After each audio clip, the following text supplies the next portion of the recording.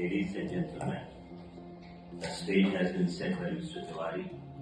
His first remark, truth needs support. So I would like to appraise you about certain truths. One word is missing, a promoter, an entrepreneur, who conceptualizes the company. He has an agenda, he has a thought process, he has a business idea, which turns out to be a big company. And then all these regulations and all these semi-regulations and other regulations are coming up. The fact remains, the truth is, India, I'm from India, many people from India are here. India has 1.6 million companies. Just 4,500 are listed companies.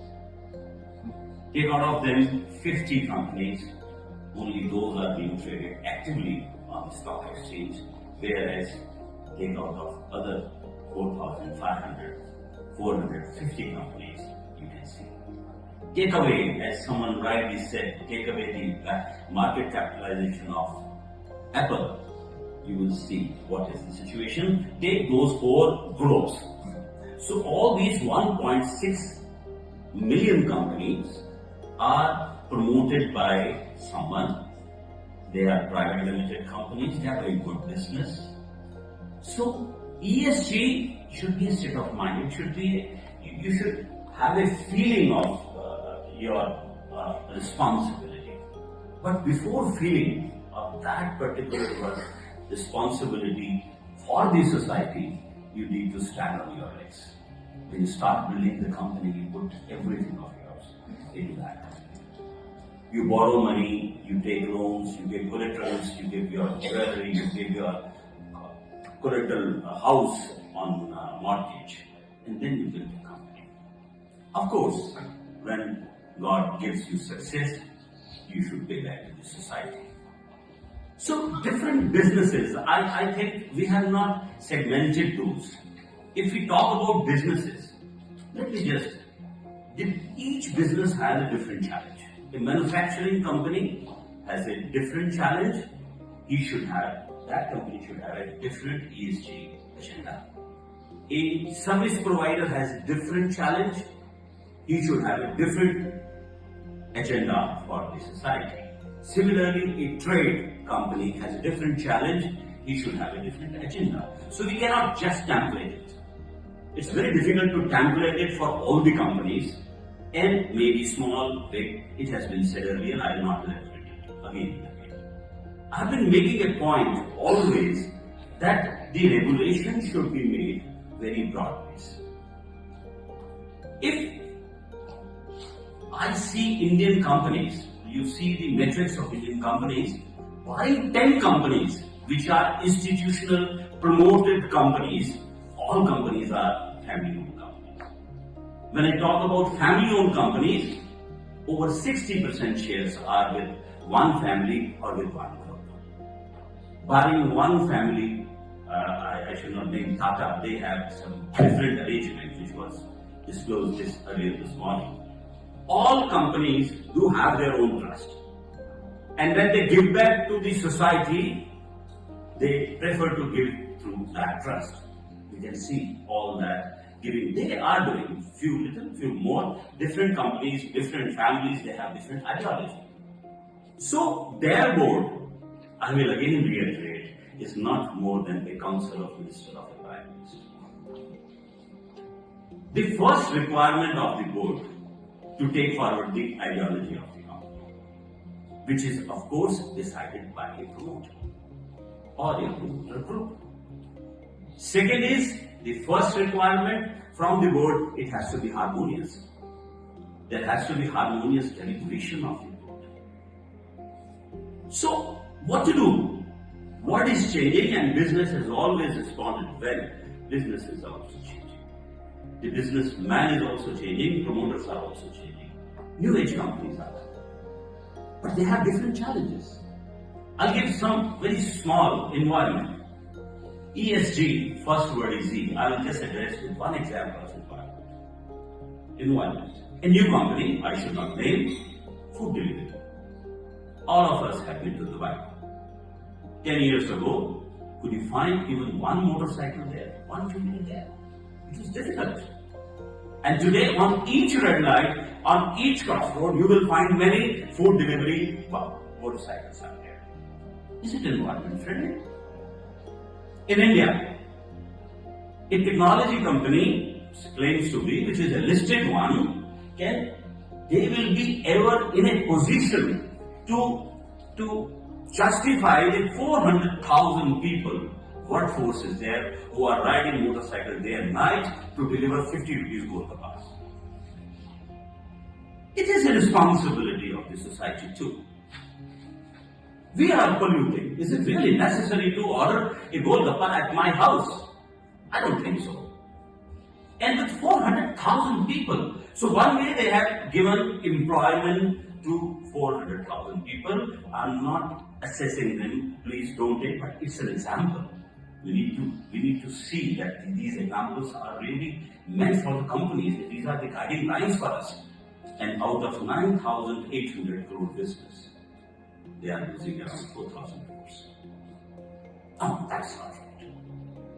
They all are young people. They are new entrepreneurs. They are the best minds. They are trained from the best schools of the world. A group of those people, they have created a company while forgetting the impact of their company on the environment. And sustainable, how sustainable it is, but they are after the valuation. No, I think this is not a mature approach. We all are responsible for environment. And anything which is not environment friendly, food delivery system is in Europe. There are few people in Europe, but they go on bicycles. They do not use motorcycles or any fossil fuel. You just try to imagine how much fossil fuel is being used. What is the carbon footprint impact of that company to the society? There are similar examples and similar kind of things can be done. I think we need to know what is happening, like government says Euro 4 norms will be applicable from this day. Then Euro 5, then Euro 6. At least we should take up on it. Whatever companies are designed by our all intelligent people or businessmen or graduated from the big business schools, they should have an agenda of ESG also. Because it is not for anybody else, it is for our next generation. We have tried it. We have done more business with 150 people sitting in one office globally without even one air ticket. That's possible.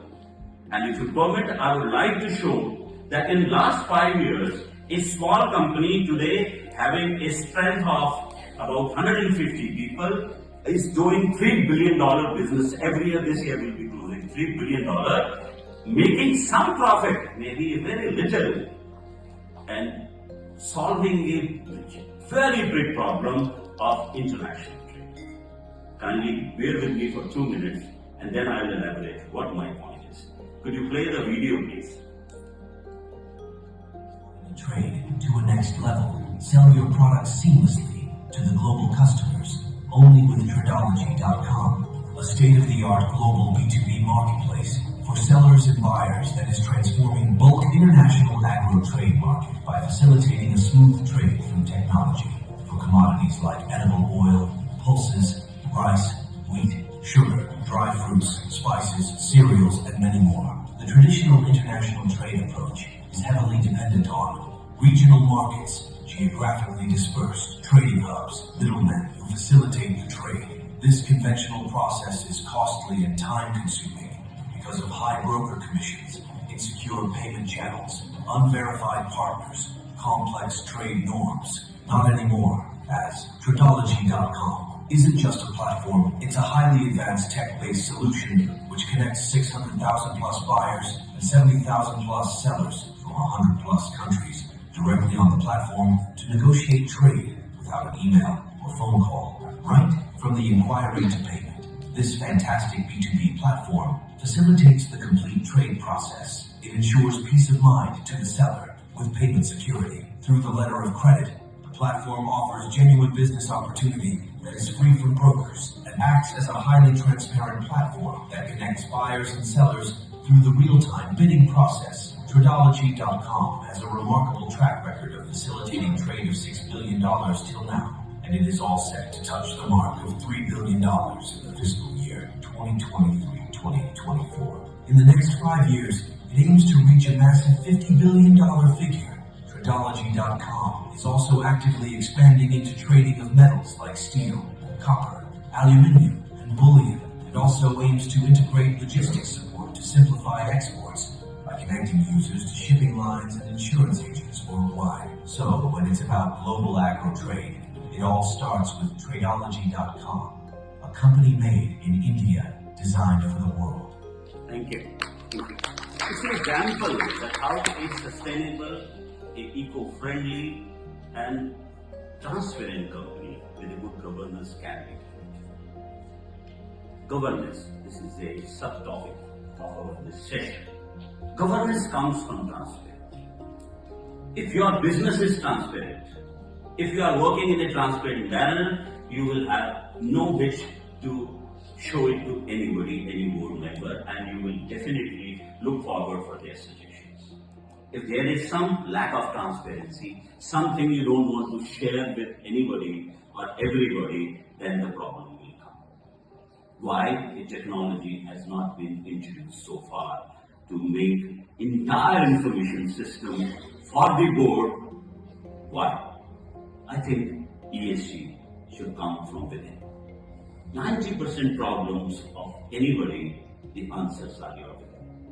Out of 190 answers you have, you need to explore it.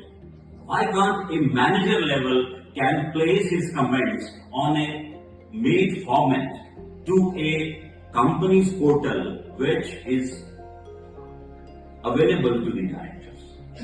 Why the committee for audit? Why the committee? Why not a company within the family? The people can be whistleblowers. There will be no frauds. So first of all, the promoter, the board of directors have to find how a board can be made transparent, how a business can be made transparent. For that, we need to redefine governance. What is governance? A vision for sustainability. Tax-saving board. Technology has become very easy. You need not a special training to use that. You should have intent to use that. COVID taught us that. Anybody who was not using a computer or laptop or iPad, they started using it. Why? It was a need. The day board will start feeling that yes, governance, good governance has to be there, and we all should sit together, try to do it. It's not just a fancy post, it's a responsibility.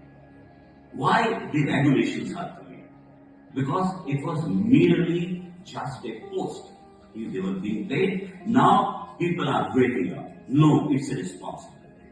There were many resignations from many companies of independent directors on certain issues that they covered. But unfortunately, all boards were doing the post-market. Why can't we avert it? We can avert it. If IOD is ready, we can create a technology for the board, wherein it will be completely secret and it will be completely transparent, where the manager level people can report to the board. So let's look from the eye of an entrepreneur and guide the entrepreneur to create a transparent business. He will have transparent board and he will grow and he will have a very good image all over the world. Mr. Verma said that now kids have started looking at ESG compliant. But are we really looking for 1.5 million companies to be ESG compliant? There are many small companies who are not able to make their bread out of it. They are still in red. Do we expect them to pay back to the society? Only 5-6 companies we are saying, 5-6 groups we are saying that they should pay back to the society. I think that is also not very reasonable. So any policy should be made very broad-based. We should involve people. We should do more advertising of this concept that what you are doing is not right, what needs to be done, I think it should be a revolution. It should be a revolution. You should call upon people and educate them that why it is needed, why environment sustainable governance is needed. Good governance always gives good results of the business. Able people are on the board, but they are not that vocal. They should be vocal. If we will be more transparent, we will be earning more money. So let's be transparent. So I think transparency is key for the sustainable board and sustainable businesses. Thank you very much.